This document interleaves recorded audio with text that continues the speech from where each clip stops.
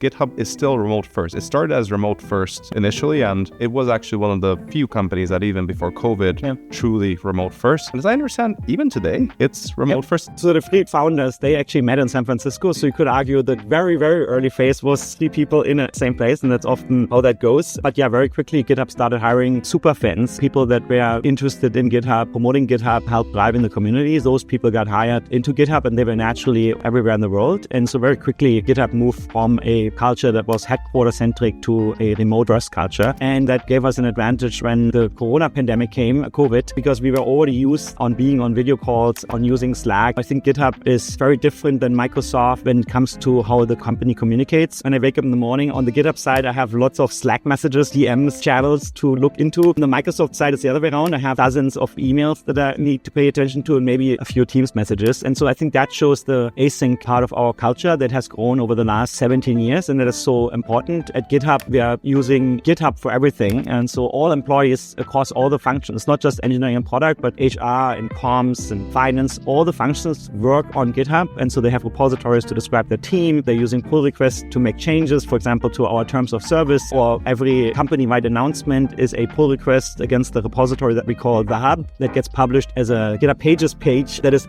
only internally accessible, and that goes to our identity provider. And so even there, we don't do company-wide emails, almost never. We do an announcement on the hub, and then there's a link that is posted in the Slack channel that everybody can see, and then we take the conversation there. So yeah, today we are very much a remote-first company with people all around the world in different time zones.